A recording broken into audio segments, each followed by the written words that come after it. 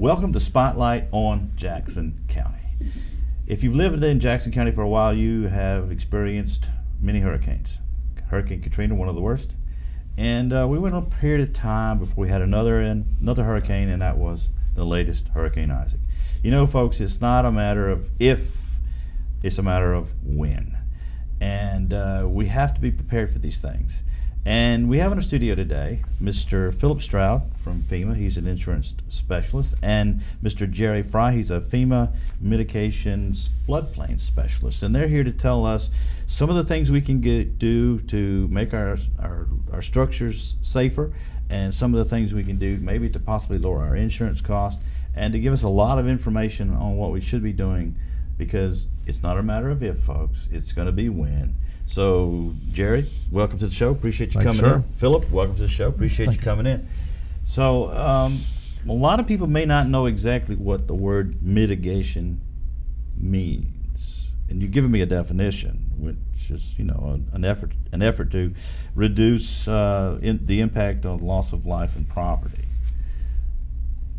Lessening the impact. Yeah, that's the intent of mitigation. It's not going to preclude you from ever flooding or having a fire or anything of that nature, but it tries to lessen the impact somewhat. An example of mitigation would be elevation of your utilities, such as your air conditioning unit, your heating unit, things of that nature. Strapping down your propane tanks. Elevation of your existing structure. You know, those are types of mitigation practices. So there's just a couple to throw out there. Some simple things. Someone could get into their attic or hire somebody to go up there and look and see if they have hurricane straps. Sure. And if they don't, count the number you need. You can buy those at a local home improvement store, and if you can't install them yourself, you can have that done. That's sure. Another example. Sure. To keep your roof from flying away. Absolutely. Also, if you're living in an area where you have public water and sewer, you might want to install a backflow valve to keep the raw sewage from coming in your home.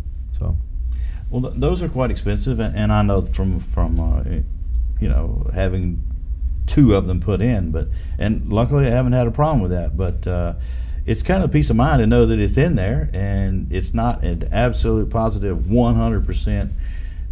Preventive. Something could stop it from closing, and it may let some pass there, but it's always a good thing to have in there. Sure, sure. Well, you know, typically the studies that we've seen over the course of several years is for every dollar that you spend trying to prevent or lessen the impact of any type of event, you usually end up saving $4 in the long run on the next event. So, you know, it depends on what you have done. I know that from a public assistance standpoint, that is the impact that they're seeing. For every $1 spent on mitigation, they're saving at least $4 from future events happening. You know, mitigation, just in my opinion, is common sense. If you live in this area, common sense says, you know, that you're supposed to do these. I mean, your propane tank, I mean, how many people would not want to tie it down? I mean, that could become a floating IUD bomb. Yeah, exactly. You know, I mean, it just makes a lot of sense, and you can do that with simple mobile home ties, again, that you can buy at your local home center. Yes. And your outside air conditioner, if you're in a floodplain, that's one of the first things that are going to float away and end up somewhere else, and you don't know where it is. Sure. And you're talking about a lot of expense to replace that. Yeah. Well, you know, and again, you may want to consider strapping that down as well, or bolting it to whatever you're doing, because not only can it be damaged because of high rising water, but it can also float away and become a health hazard because of the freon that's in there. So you know, in Katrina, I had one of them that almost blew away, and I had to sandbag it during the height of the storm, which was dangerous for me. So I secured it down. Sure. After the storm, and it never occurred to me and a lot of people, it would never occur to strap their propane tank down, or wow, why do I need to secure that heavy outside air conditioning condenser? But 140-mile-an-hour wind can move a lot real quickly. Rapid moving water can do the same thing, sir. Yes, sir. Now, during Isaac, a lot of people in East Jackson County who are in our viewing area were astounded, were surprised by the flooding. But I remember it distinctly. Is on that Thursday of the event. I mean, the thunderstorms dumping 2 to 4 inches an hour were just pounding us all day long. And really, there's no drainage system, I don't think, out there that can handle that kind of water being dumped on us that quickly. So you're going to flood. Yeah, it's there's two facts of life that I live with, and being from North Carolina, one of them is you can't stop wind, and you can only slow down water. So even though you may have some drainage issues, it's not going to be the end all if you increase the size of the drains or whatever. That type of moisture coming down is going to have some impact. And before we started the show, you were telling me about where were you? You were somewhere where you were saying that houses that had mitigation before an event were standing, and there were 30 or 40 homes in line that weren't. And this was in actually photographs from Ike, several years ago, and in Texas. And the homes that were mitigated and elevated properly, and this was after a number of hurricanes had come through, but the ones that were mitigated properly and had the hurricane strapping and everything, that particular structure was the only one standing after, and you could go down the street and there's probably 50 or 60 homes that were totally destroyed and gone. So not only does it save you money, but it saves your home.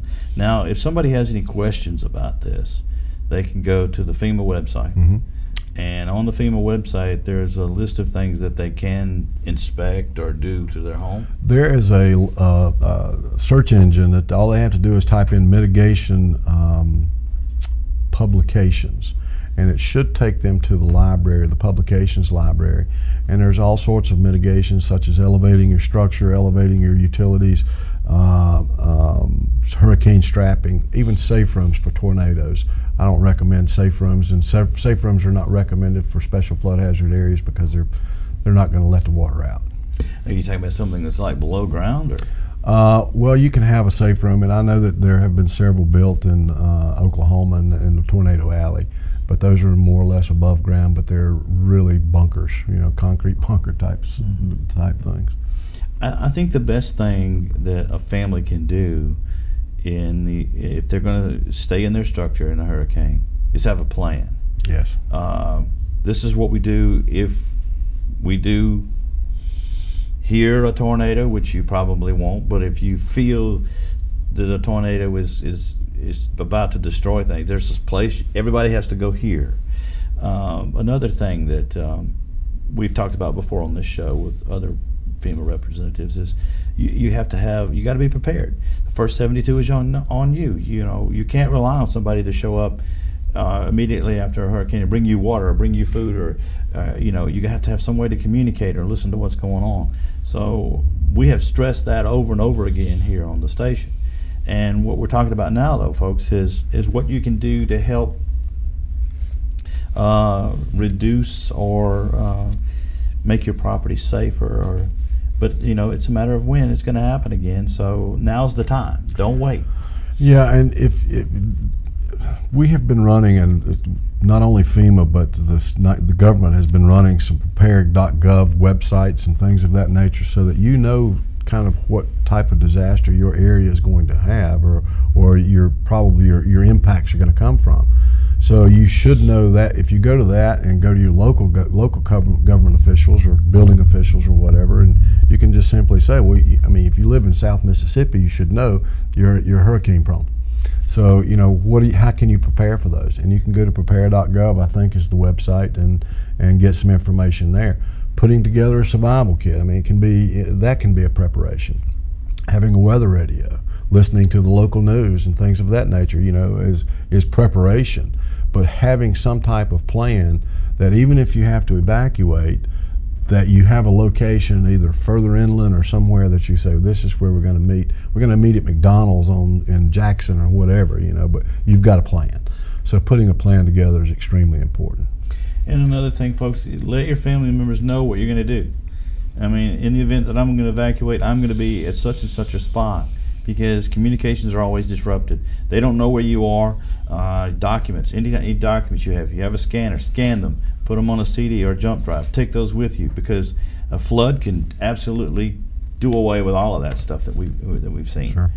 And but mitigation, that's very important. You've got to go to www.fema.gov. That's www.fema.gov. And Philip, there's a lot of things on there that everybody is in regard to flood insurance also. That's correct. They can find out about the preferred risk policies that's available outside the special flood hazard area, and also more about the insurance available inside the special flood hazard area. But then also go to floodsmart.gov and find out if they are inside the special hazard area. That'll give you a moderate to a low rating, or you may be in a high rating area. It's not exact, but it'll give you an idea of where you are. And if that's not, then if it tells you you're in a high hazard area, then you'd want to maybe go down to your local code office and find out exactly where you are, so you can prepare for that, for any disaster that may come along. But you're talking about the information. You also, when you leave, you'd want to take your flood policies along with your homeowner's contract with you, to make sure that you've got that information, and it makes it a lot easier to go ahead and start your claim once the flooding is over. Having lived on the coast all my life, we always gauged what the next hurricane was going to do by what the last one did. We said, well, the water only came to here in Camille, and then the next really serious one was Katrina, and everybody was astounded about how high the water got. It got into places nobody even dreamed of. And in Isaac, people were saying, it's just a minimal hurricane. Won't be nothing to it. Well, the problem is water doesn't know where to stop at the line. It goes where it wants to go. Exactly. And that's going to go to the lowest point. But just because you're not affected this time doesn't mean that you're not going to catch it the next time around. And if you, just about everybody in the country has homeowners. Most folks do. But to make sure if they have their house burns, they're going to collect on their homeowner's contract. But on flooding, there's over a 30-year period of mortgage that they stand to lose their home or get flooded. About 26% chance of getting flooded, over 1% chance of having a fire. So you can tell that inside that special flood hazard area, you've got a high risk area that you're probably going to get flooded sometime. It's not a matter of how, it's a matter of when. Right. And everybody needs to protect themselves. Everybody needs to protect themselves. Guys, we're going to take a short break, but folks, stand by. We're going to come back with more information that you need to know, so don't go away. Welcome back to Spotlight on Jackson County. Joining me in the studio is Mr. Philip Stroud. He is a FEMA insurance specialist, and Jerry Frye. He is a FEMA hazard mitigation specialist and floodplain management specialist. Welcome back to the studio. We have been talking about some very important information. We just had an event just several months ago, Hurricane Isaac. Everybody thought, a minimal hurricane, it's not going to do anything. But a lot of people in Jackson County got surprises. We here at WKFK even got water in the station, and we didn't expect that. And what we were talking about before the break was, hey, you got to treat every single solitary one of these storms. Like Marcia said, they all have their own personality and they're all different, and you got to be prepared for it. Yes. Well, and you look at the history of Isaac when it was coming up and developing. It was a slow-moving storm the entire way, and you knew once, having experienced these things, once it hits landfall, it's not going to pick up speed. It's actually going to slow down even more. So you had, I think the amount was over 20 inches of rain in a 2-day period. Right. That's a lot of water, and you got a lot of water around in lower Mississippi. So there's not a lot of places for it to go. And plus, it put a 10-foot storm surge on top of Absolutely. that. So you got to add that to the 20 inches, and then there you go. And you almost, according to the statistic we heard earlier, it's almost historic flooding in bayous and things of that nature. So rivers. So some places in Jackson County got more water during Isaac than they did in the worst hurricane to hit the United States, Hurricane Katrina. Right. And they didn't expect it. I'm going to be honest with you, I didn't expect it either. You could walk faster than this hurricane was moving. Sure. And for me at my age, that's pretty doggone slow. But you got to get ready for these things. And we were talking about during the break, the average cost of flood insurance is about $600 average. But if you get just 3 inches of water in your house, just 3 inches, you could be looking at a $22,000 plus repair bill. But if you got a real elaborate home, or you got a real elaborate appliances or furniture or something in there, you could be talking mucho money, much more than $22,000. So $600, folks, is a real cheap price for that kind of peace of mind. But they need to constantly update this, don't they? Sure. And each year when they get renewal, pre-renewal, they have an option to increase it at that time. All they have to do is write the check for the amount that's on the renewal notice, and they'll get an automatic increase. Now that is if they've got less than the maximum already. Now if they've got the maximum, which is $250,000, $100,000, then of course they won't get an increase in that.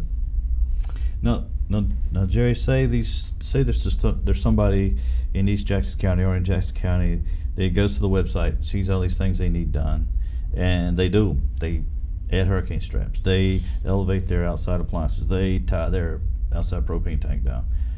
Who do they go to then to say, hey, this is what I've done? And do they what kind of proof do they have to have? Well, there's really, unless there is ordinances in place right now that requires the strapping of the propane tank or whatever, and it's probably more new construction than it is anything else as far as adding the hurricane strapping or elevating your appliances.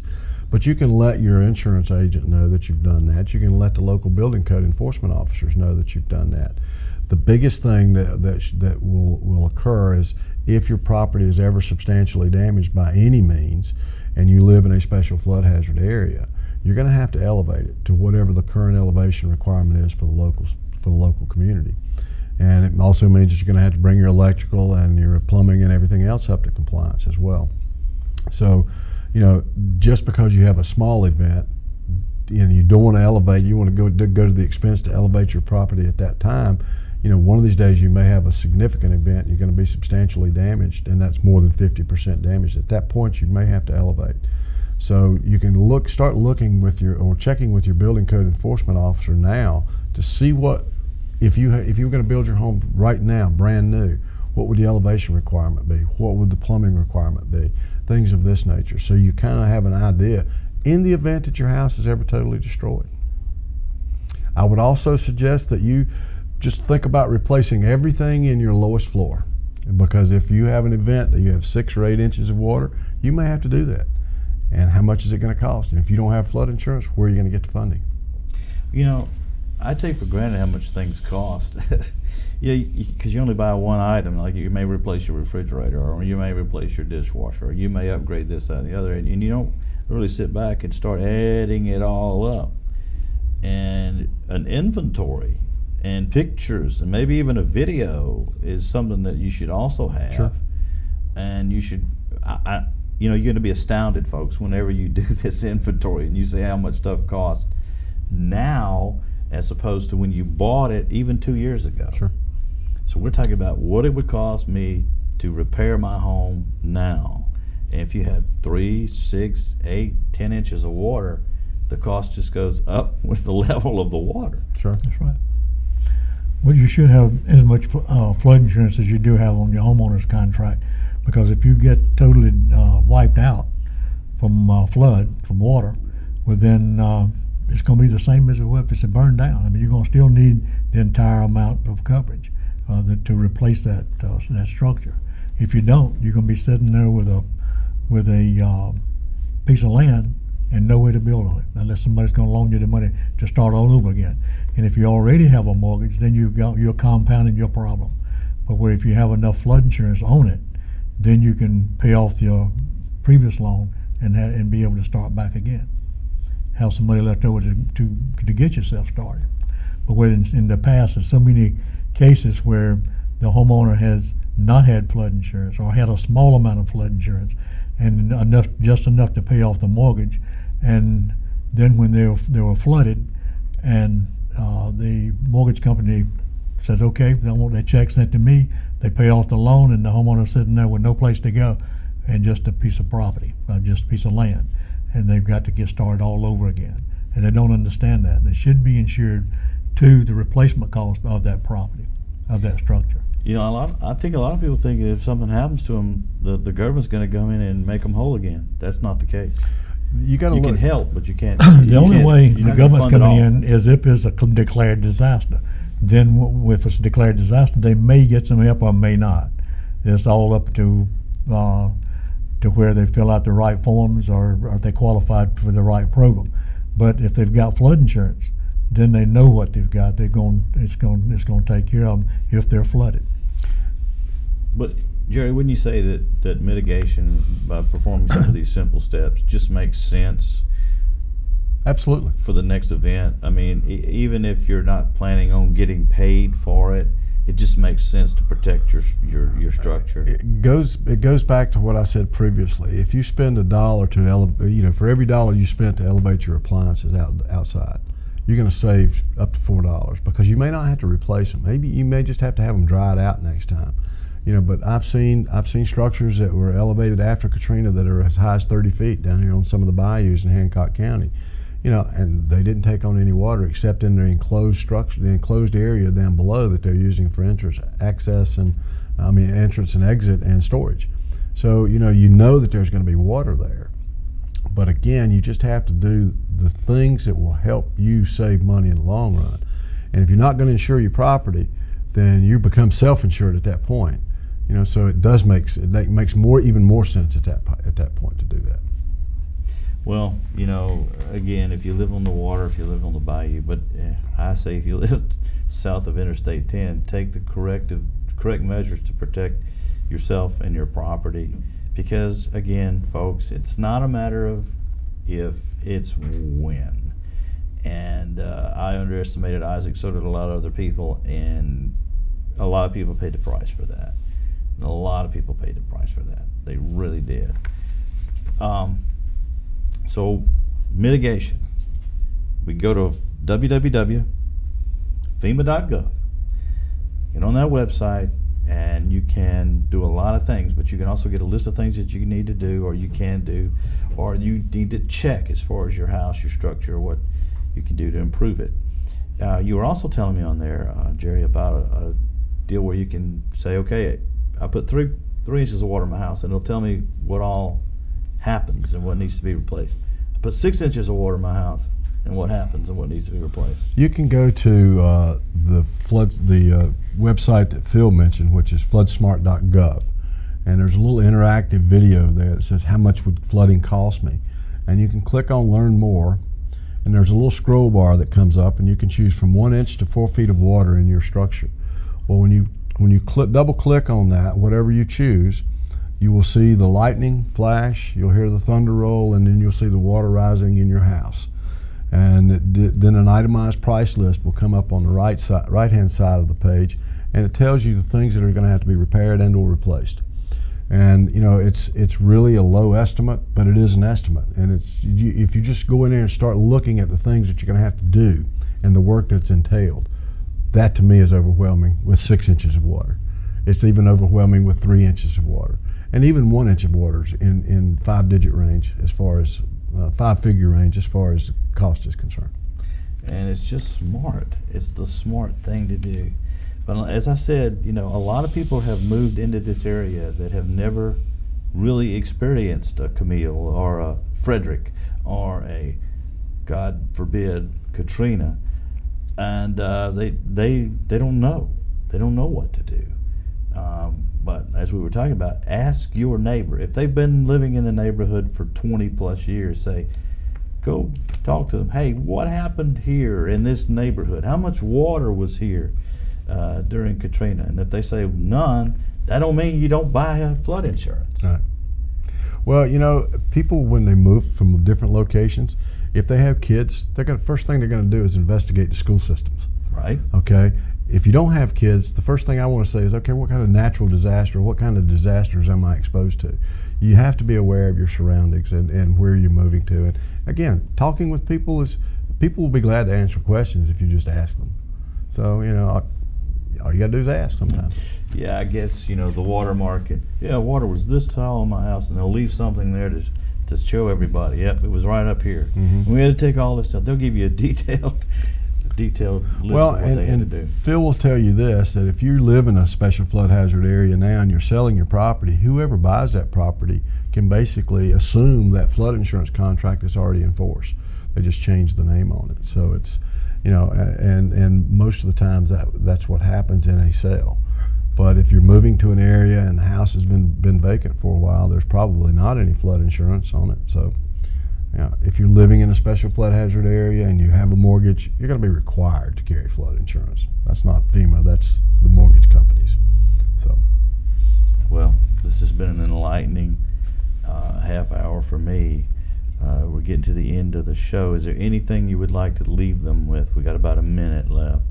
Any important thing that you would like to say to the public? Prepare a plan and then plan to prepare. And also, their insurance, they're going to buy insurance. There's a 30-day wait on the insurance from the time they buy it to the time it goes into effect, unless they are mortgaging the house at the time, and then of course it'll take effect at the time of the closing. Yeah, that's right. If there's a hurricane in the Gulf, folks, don't rush down to your agent to try to buy flood insurance. It's not going to happen. It's just not going to happen. It's just, no. It's like, oh, the grass is on fire around my house. I need to go get some insurance. No, it's not going to happen. No, that's for sure. It's not going to happen. Well, Phil, appreciate you coming in. Jerry, it was great. You bet. Great information for our viewers, and we appreciate you watching this important edition of Spotlight on Jackson County. Join us again next time for another great show. We'll see you then.